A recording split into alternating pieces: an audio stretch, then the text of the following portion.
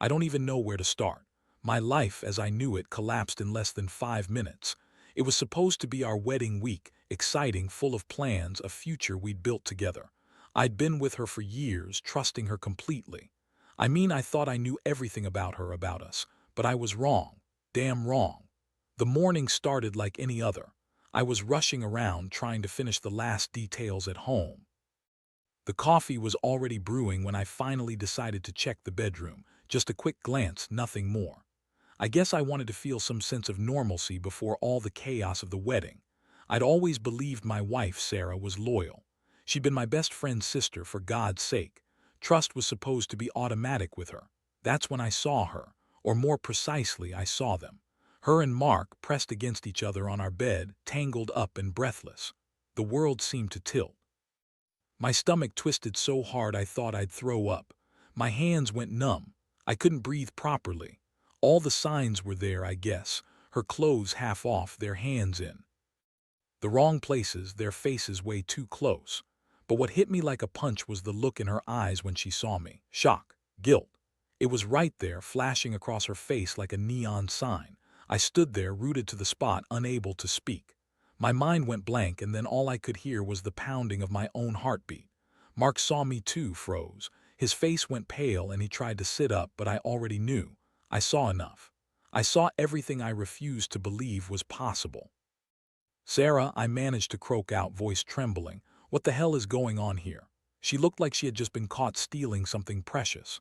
Her lips parted, but no sound came out at first. Then she stammered, "It's not what it looks like. Please listen." But I didn't want her explanations. I felt the heat rising in my chest, a mixture of betrayal and rage. My hands clenched into fists. For a moment I just stared. My head was spinning, the room suddenly too small, the air thick with betrayal I couldn't understand. The evidence was clear. The scent. Their perfume still clung to the sheets, sweet, sickening. Her necklace was tangled in Mark's shirt. I saw the lipstick smudged on her collarbone. It was all there, screaming at me. How could I have been so blind? How could I have trusted her so completely? "Get out," I said, voice cold and hard. "Get the hell out of my house, now." She hesitated, tears welling in her eyes. "Please, I can explain."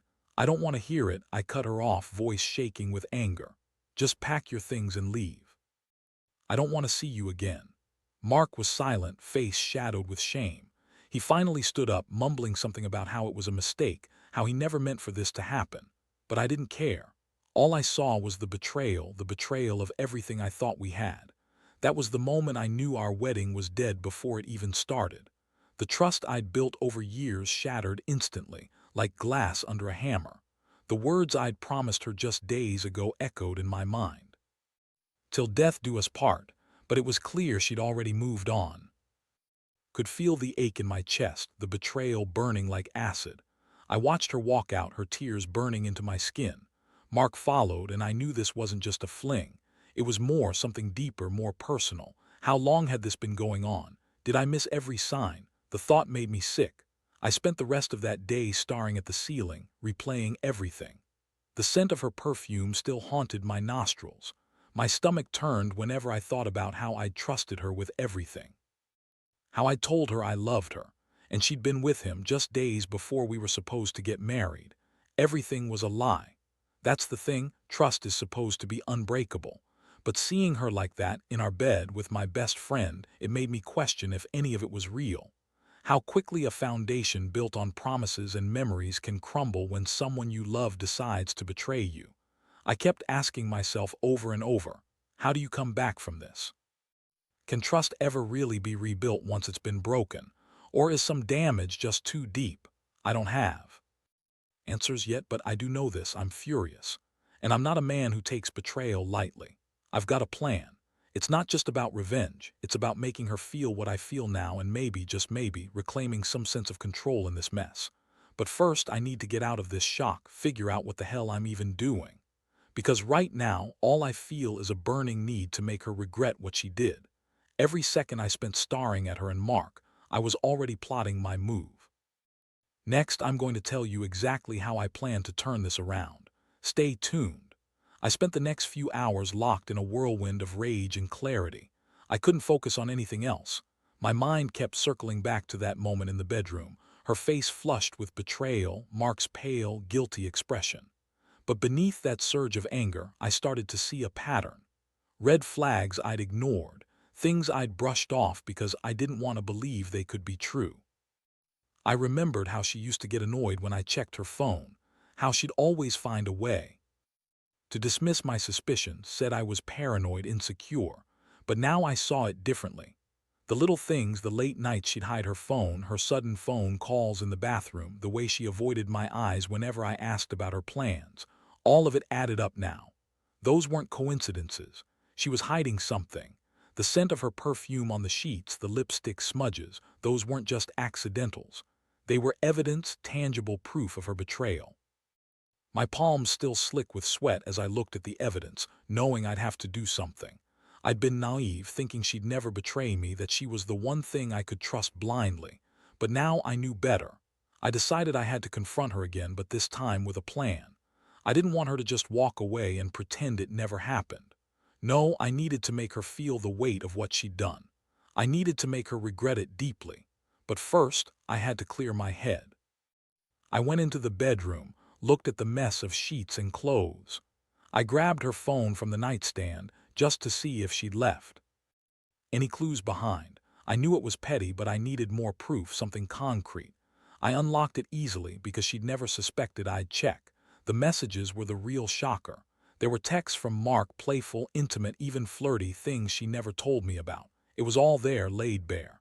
My stomach churned as I read through them. I felt a hot surge of disgust, but also a strange sense of validation. She'd been hiding this from me for weeks. No wonder she'd been distant. No wonder she'd started to act different. She'd been planning this, sneaking around right under my nose. My jaw clenched.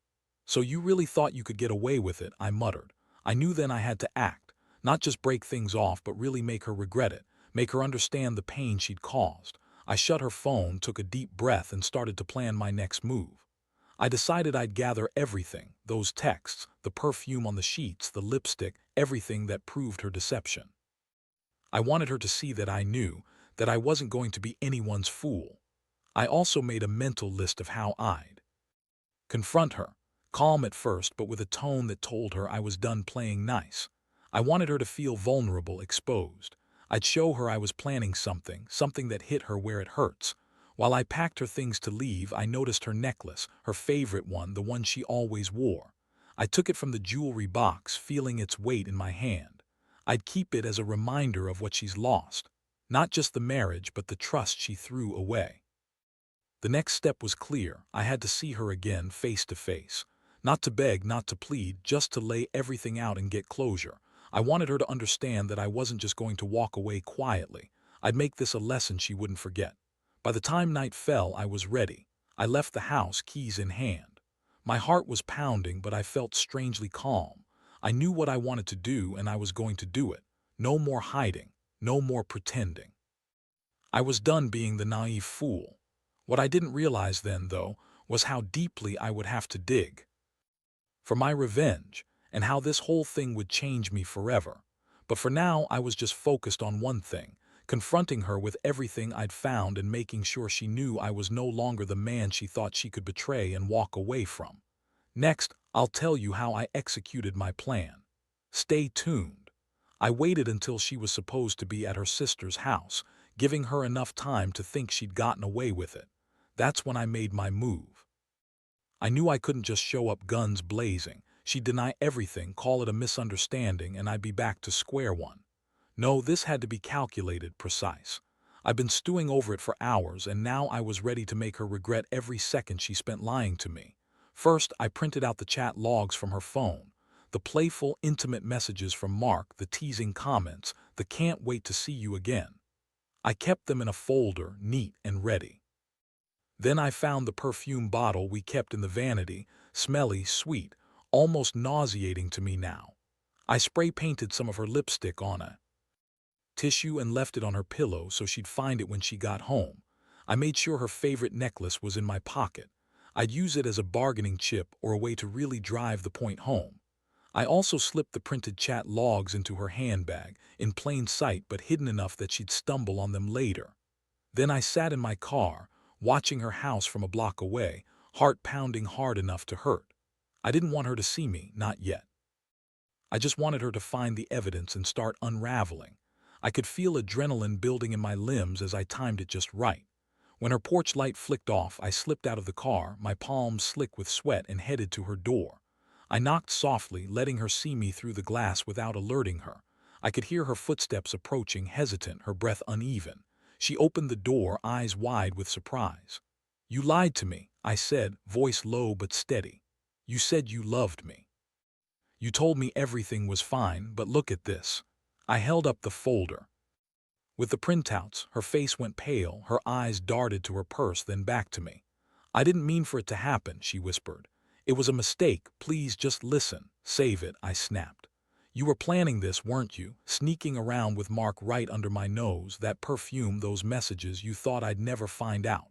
She swallowed hard, trying to hold back tears. "I was confused. I didn't know how to tell you.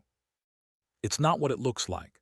"Oh, it looks pretty damn clear," I said, voice rising.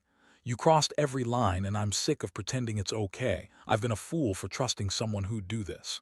She looked like she was about to crumble, but I kept my distance. I wanted her to see I wasn't there to beg or plead. I was there to give her a taste of what she'd done. "You think this is a game? You think you can just apologize and everything's okay?" I demanded. "No. I want you to understand exactly what you've lost. Your betrayal isn't something I'm just going to forget." Her lips trembled as she tried to speak, but I held up a hand. "Here, what's going to happen? You're packing your stuff and you're leaving tonight. You can stay with your sister if you want, but don't come back. I'm done." My voice cracked slightly, but I steadied it. "And don't bother trying to contact me, not until I say so." She nodded, tears streaming now, voice cracking. "I didn't mean for this to happen. I swear I love you. Save your lies." I cut her off coldly. "You betrayed me, Sarah, that's a fact. And I'll make sure you regret it every single day for the rest of your life." I turned around and walked away, leaving her standing there, trembling and broken. The sound of her crying followed me as I headed back to my car. I knew this wasn't just about making her feel guilty. It was about reclaiming control, sending a message loud and clear that I wasn't going to be a punching bag for her lies. The plan had been simple, but now the real work started. I had the evidence, the timing, and the resolve. The coming days would be about executing what I'd thought of all night, something I knew she wouldn't see coming. I wasn't just going to break up with her. I was going to make her feel every ounce of pain she'd caused me. As I drove away, I felt that strange mix of relief and fury bubbling inside. I'd done what I needed to do. All that was left was to sit back and watch her realize the monster she'd unleashed. I already knew, deep down, this wasn't just about revenge anymore. It was about making sure she understood that once trust is broken, it's almost impossible to fix. And I was done being the fool. Next, I'll reveal what I did once she started to realize she was caught, and how I turned her strategy into my advantage. Stay tuned. The next few days felt like walking through a fog. I kept replaying everything, the look in her eyes, the smell of her perfume, the way her voice cracked when she begged for forgiveness.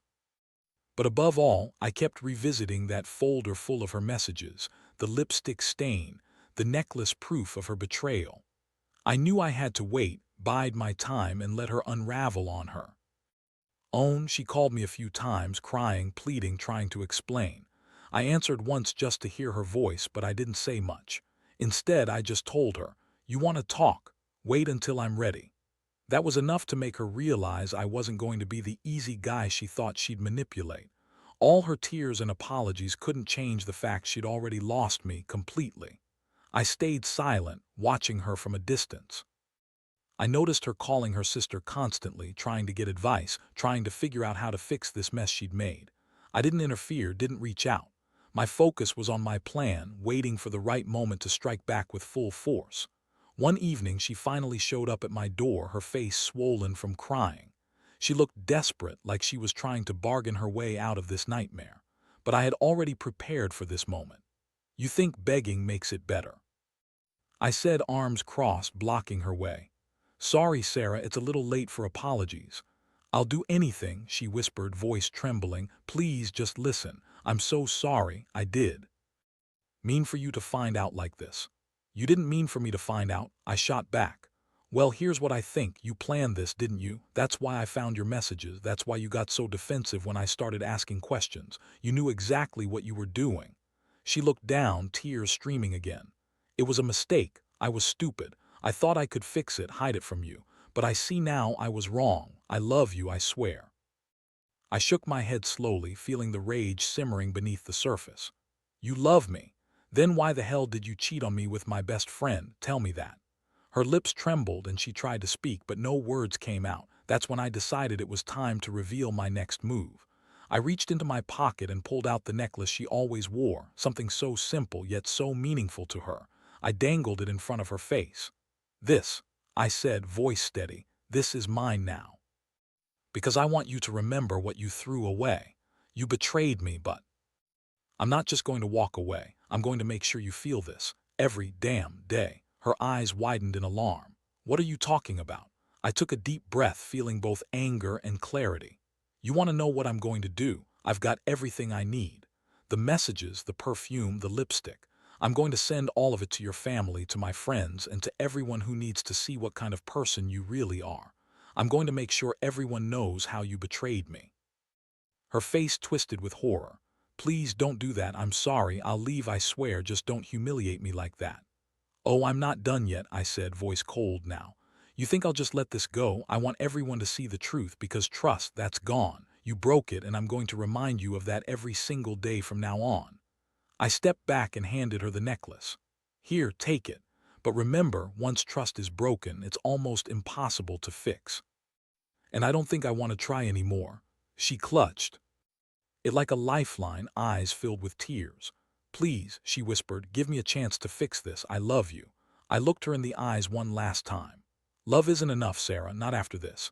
You made your choice and now I'm making mine. You can leave tonight and don't come back. She hesitated, then nodded slowly, a defeated look on her face. I watched her walk out the door, knowing that I'd turned the tables.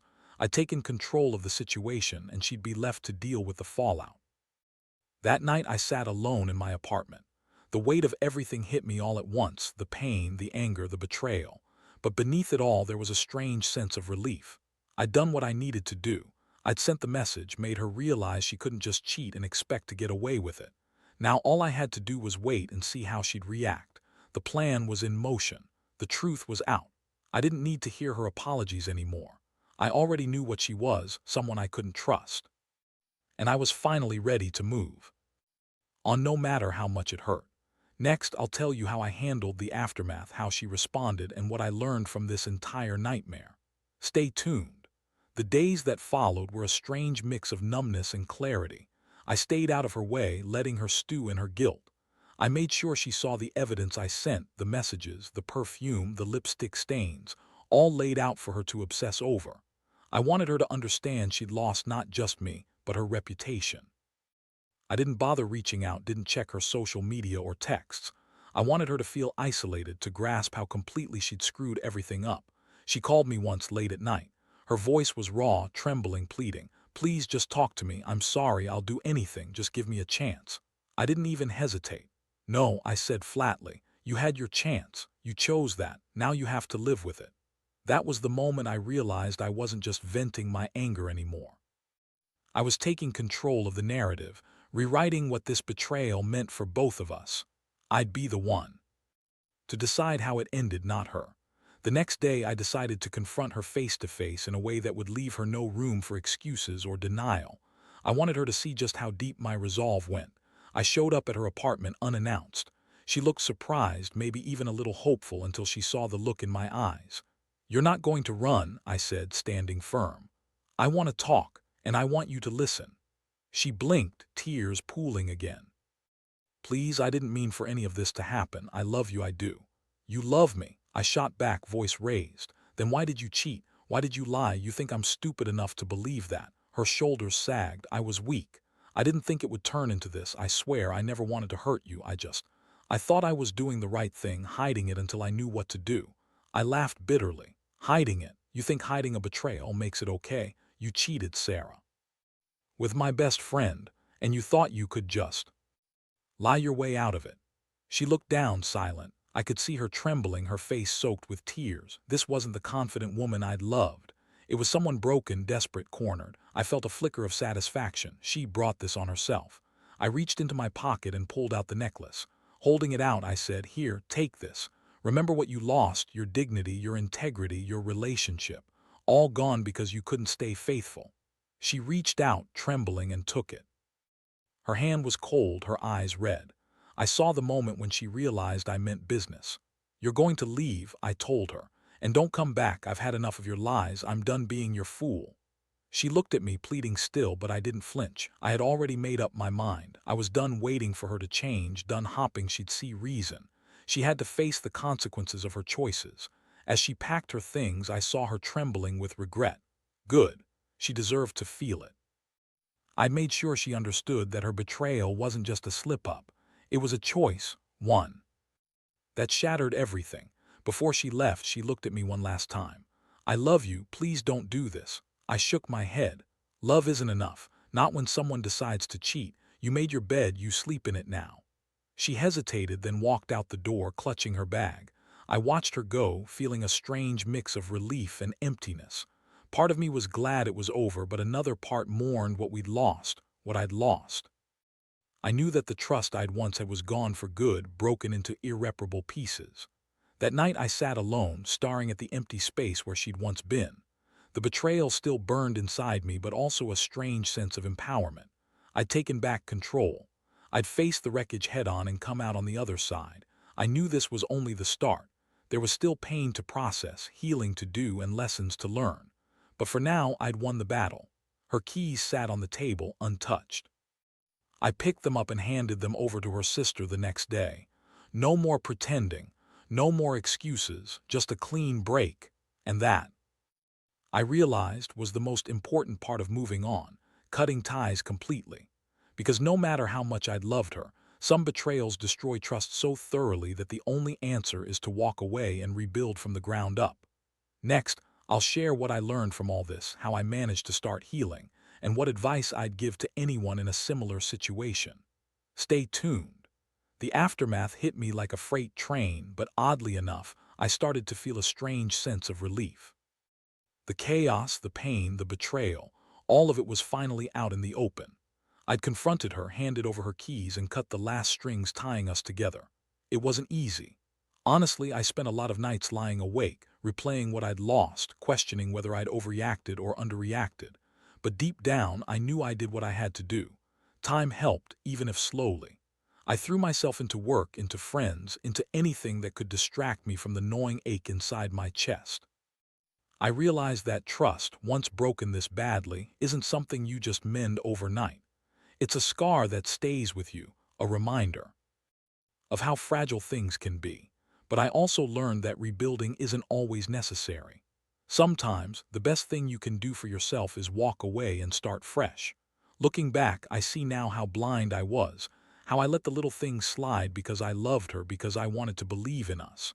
I ignored red flags, dismissed gut feelings, convinced myself I was being paranoid. That was my mistake. Nobody's perfect, but trust is sacred. And once it's shattered, everything else crumbles with it.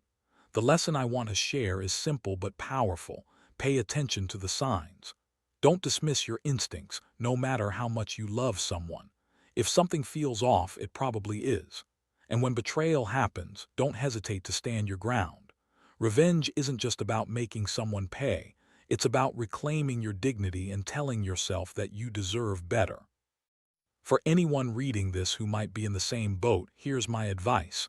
Be honest with yourself. Confront what you feel, gather your evidence, and don't let anyone make you feel guilty for protecting your own heart. Trust is a fragile thing, and once it's gone, it's near impossible. Back together, but life goes on. You will heal slowly, painfully, but surely. And most importantly, don't let betrayal define you. It's a weight, yes, but also a lesson. Use it to grow stronger, wiser, more cautious. Love is a gamble, but you shouldn't have to gamble with your soul.